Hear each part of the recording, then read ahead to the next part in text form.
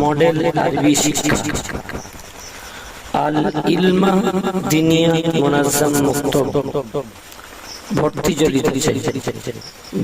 চলিতেছে আল ইলমা দিনিয়া মুনাজ্জাম মুক্তব ক্লাস শুরু আগামী 1 জুলাই থেকে ক্লাস শুরু হবে। ভর্তি চলিতেছে আল ইলমা দিনিয়া মুনাজ্জাম মুক্তব। এখানে পড়া হবে